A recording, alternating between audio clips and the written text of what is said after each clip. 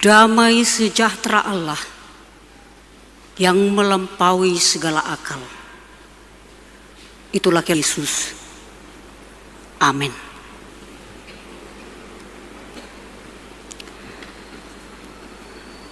Bapak Ibu jemaat yang dikasihi Tuhan Yesus Kristus, beserta dengan para remaja Naposo yang beribadah di gereja ini, juga yang sedang beribadah di rumah secara live, kami menyapa dari gereja kita ini. Kiranya Tuhan senantiasa memberikan keselamatan, kesehatan, dan juga semangat menjalani hari-hari yang Tuhan berikan kepada kita.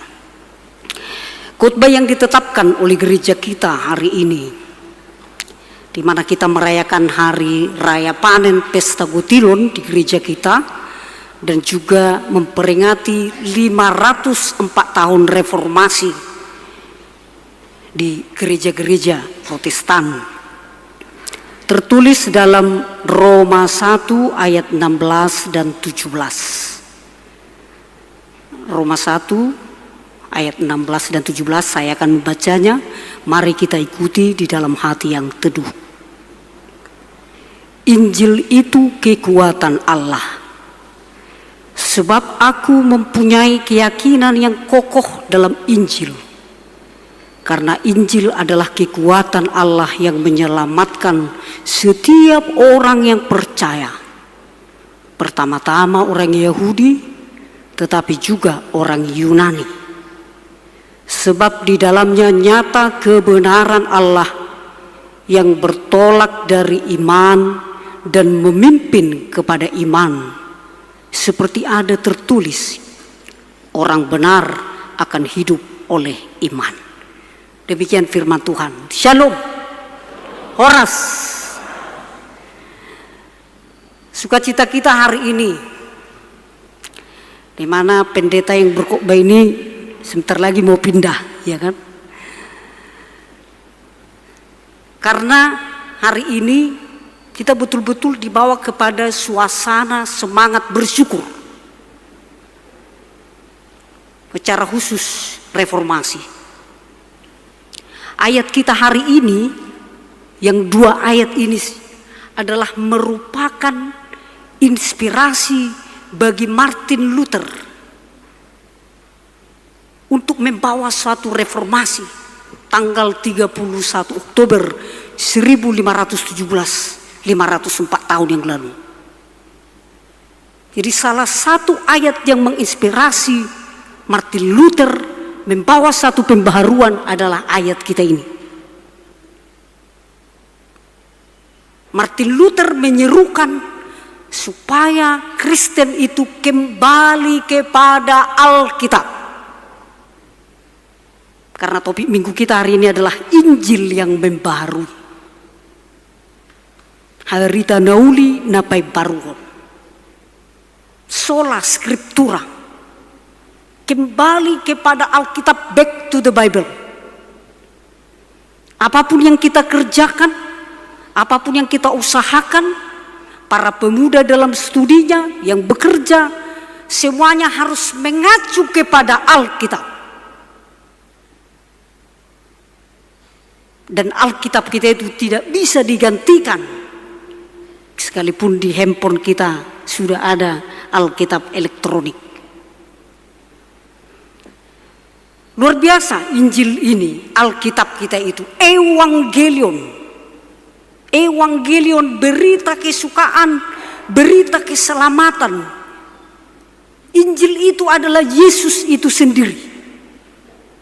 Jadi kalaupun ada di Alkitab, mujizat, penyembuhan, dan lain sebagainya, inti utama dari Injil adalah Yesus.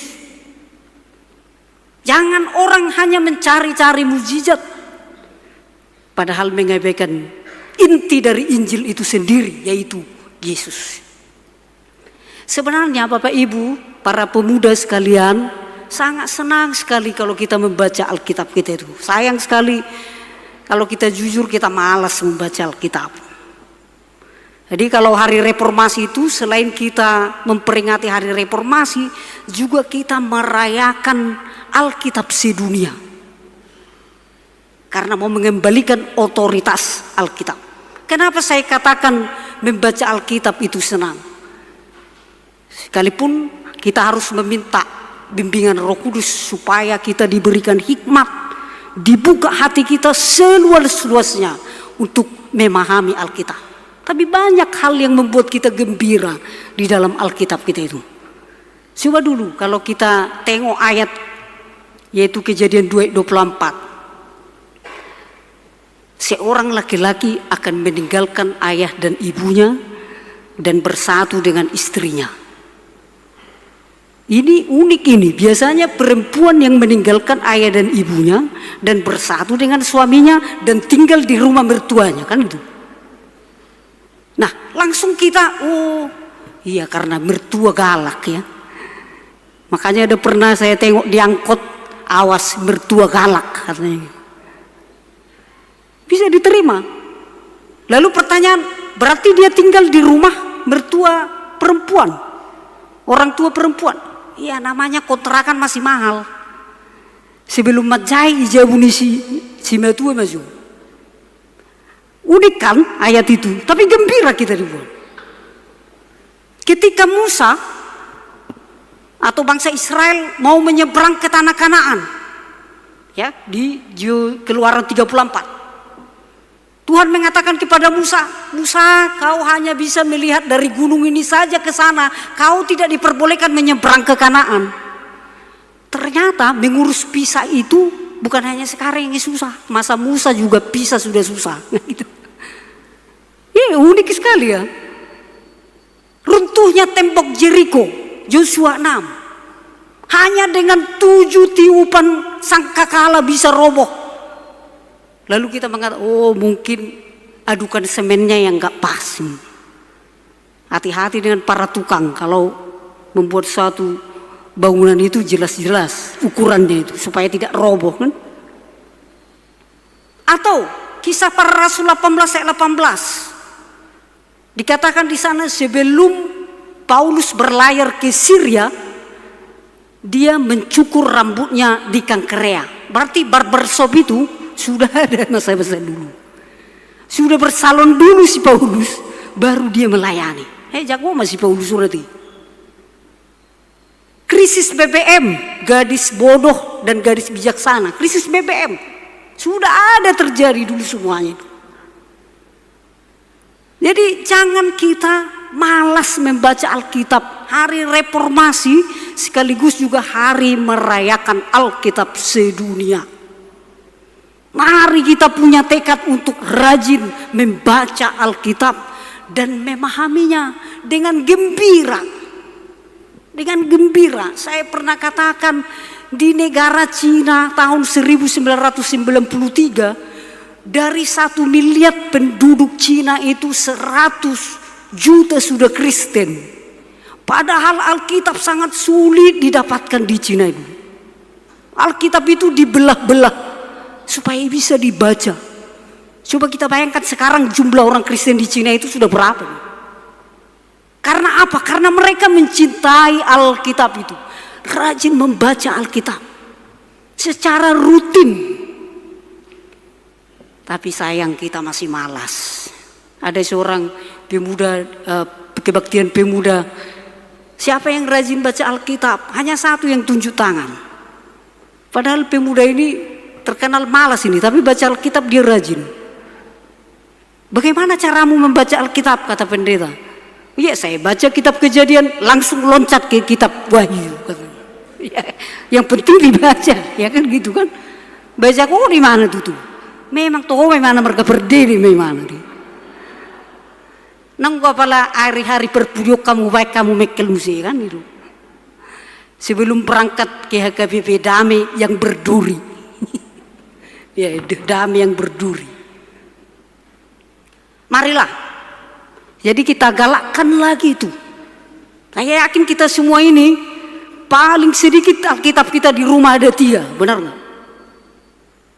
Tapi jangan seperti pendeta yang berkunjung ke keluarga yang baru dibaptisnya, yang pernah diberkatinya. Lalu datang pendeta itu, aduh tumben Pak Pendeta datang katanya, ditumbeni Pak Pendeta kan. Ai bulu soyaro tutu ala nek pindah Roma kan.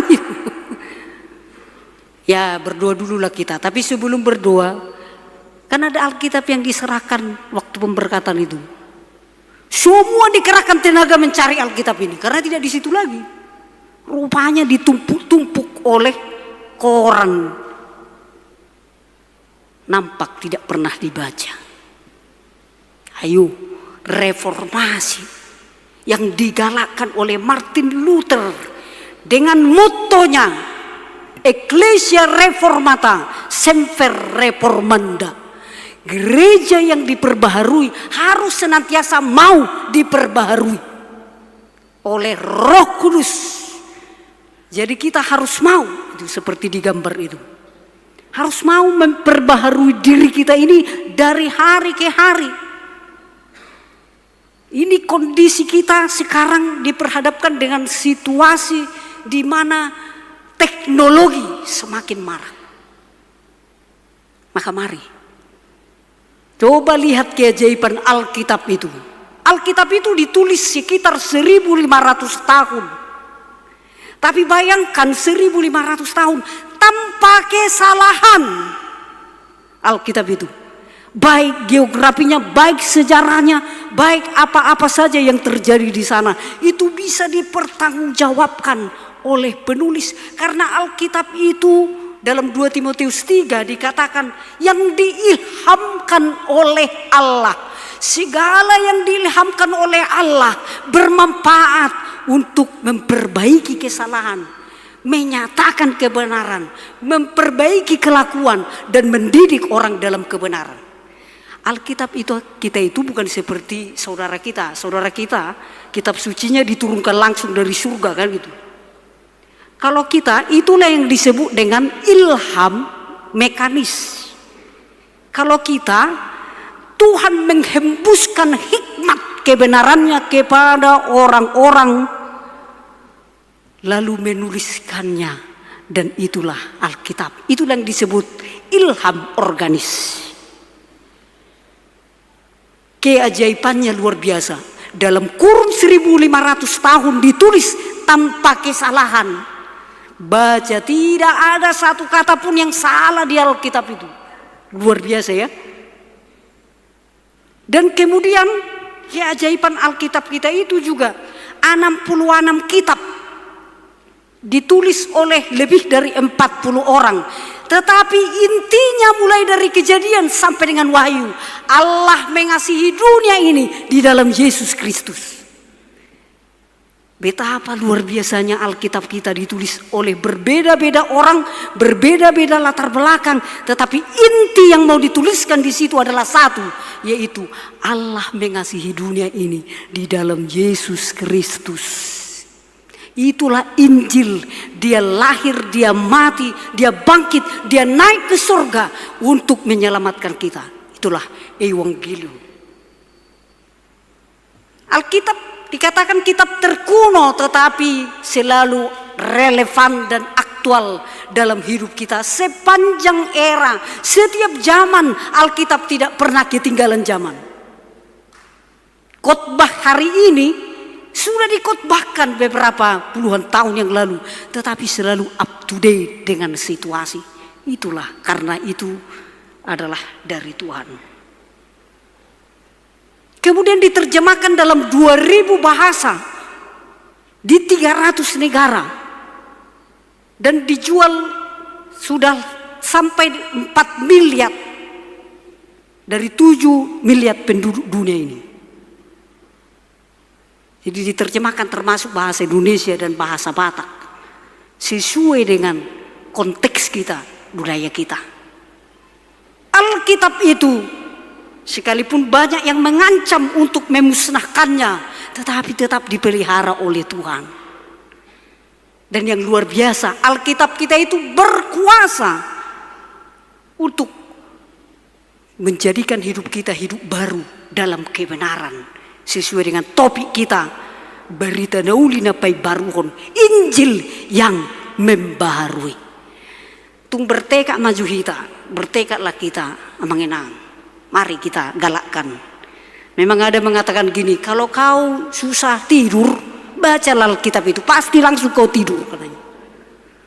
Aku kau tahu memang diuji doi belum baca Alkitab. Itu rodo boy mabain muramudu, sarupa doi. Kalau kau mau tidur nyenyak, datang lagi gereja kan. Ada AC lagi, dengar khotbah, wah nyenyak lah. Kalau ditanya kenapa kau tidur di rumah Tuhan, di gereja, masa kita tidak bisa tidur di rumah Tuhan? Itu kan rumah Tuhanku katanya, membela diri lagi. Kita kalahkan karena Alkitab itu adalah Injil yang membaharui. Tidak sekedar membaca, tetapi itu akan memberikan kepada kita hidup baru dan membawa kita kepada kebenaran sesuai dengan suara reformasi hari ini yang kita rayakan. Tepat hari ini di akhir bulan Oktober ini 504 tahun lah Martin Luther memperjuangkan itu dulu, dan kita merayakannya, dan gereja terus diperbaharui hari demi hari. Unang beru ngetong madoko dang masa songoni. Kalau memang itu sesuai dengan kebutuhan jemaat, mari kita buka dengan hati yang terbuka demi kemajuan berita Injil. Jemaat yang dikasihi Tuhan Yesus Kristus, 2 ayat inilah yang menekankan kepada kita bahwa Injil itu memiliki kekuatan. Ada 2 perenungan yang berharga dari ayat kita ini yang mendorong kita untuk semangat bereformasi. Yang pertama, hanya Yesus Kristus yang memberi pengampunan dosa dan keselamatan surgawi. Umat Kristen yang benar akan benar-benar hidup untuk memuliakan Tuhan, soli Deo Gloria, membaharui pemahaman kita tentang anugerah iman dan kitab suci. Inti dari Injil, kabar baik, adalah Yesus Kristus, dan dialah yang memberi pengampunan dosa dan keselamatan surgawi bagi kita. Tugas kita adalah memuliakan Tuhan dengan hidup benar, soli Deo Gloria. Semangat reformasi itu membawa kita kepada pemahaman bahwa hidup kita harus di dalam iman, di dalam anugerah, di dalam Alkitab. Jangan cari keselamatan di tempat yang lain. Apapun yang kita harapkan, keselamatan hanya di dalam Yesus Kristus, tidak ada yang lain. Yang kedua, melalui ayat kita adalah tekad pengikut Yesus, yakni berpantang malu karena Kristus dan perkataan Kristus, melainkan harus berani menyaksikan kekuatan Injil yang membaharui. Di bahasa Batak lebih tepat sebenarnya. Mulu di bahasa Batak ayat 10 didokdakku hailahon berita nauli. Kalau di bahasa Indonesia, aku mempunyai keyakinan yang kokoh dalam Injil. Terjemahan bahasa Batak lebih dekat dengan aslinya. Dakku hailahon. Jadi orang Kristen itu pantang untuk malu menyaksikan Kristus dan menyaksikan perkataan-perkataan Kristus dalam hidupnya. Markus 8 ayat 38 dikatakan, siapa yang malu menyaksikan aku, katanya, sebab barang siapa malu karena aku dan karena perkataanku di tengah-tengah angkatan yang tidak setia dan berdosa ini, anak manusia pun akan malu karena orang itu. Sutung mailah hita lau maka tidak ku Kristus. Jangan malu, tunjukkan. Generasi muda tunjukkan, tetapi melalui kualitasmu, melalui perbuatanmu, melalui kasihmu. Banyak juga orang yang malu dia dikatakan Kristen. Nah, 2 hal inilah yang menjadi perenungan kita hari ini. From faith to faith, dari iman kepada iman. Kita dibawa kepada pengakuan bahwa kita ini diselamatkan karena iman, karena anugerah, karena firman Tuhan. Itulah orang-orang yang mau diperbaharui. Injil yang membaharui, Injil yang membawa pembaharuan kepada kita. Terlebih kita hari ini juga pesta panen, ya, Gotilon, mari mengucap syukurlah kita atas berkat Tuhan yang kita terima. Kita tahu bahwa kalau kita bisa sampai hari ini bisa beribadah di sini adalah karena kasih Tuhan. Orang yang mau diperbaharui, yang mau bereformasi, dia tahu mengucap syukur kepada Tuhan. Babuan olo-polo puji-puji itu Tuhan. Makanya kita harus dengan ucapan syukur, dengan hati yang terbuka, mari berikan rasa syukurmu kepada Tuhan, sebab Tuhan yang menjadikan usahamu berhasil. Kedepannya tentu kita harus semakin bersemangat, bertekad untuk saling menolong, membantu satu dengan yang lain, sebagai buah dari hidup kita yang direformasi, yang diperbaharui. Tuhan yang menguatkan kita, Tuhan yang memberkati. Selamat merayakan hari reformasi, selamat merayakan hari Alkitab sedunia, dan juga selamat mengucap syukur atas panen raya, atas berkat Tuhan yang kita terima. Gotilon, kalau dulu di Toba menggotil panen, sekarang di Toba itu hanya panen 1 kali setahun, 2 kali setahun, tapi mereka tahu mengucap syukur. Mungkin kalau di kita yang di kota ini ada yang menggotil sekali seminggu, sekali 2 minggu, panen sawitna, apalagi ngalobi 3.000 itu tahu. Amin, puji Tuhan, ya kan? Ada yang menggotil sekali sebulan. Sebenarnya setiap saat kita harus mengucap syukur, harus menggotil lo kita. Dinasa ulota tuhatama namar sangat rodi seling lilinga. Amin, kita berdoa.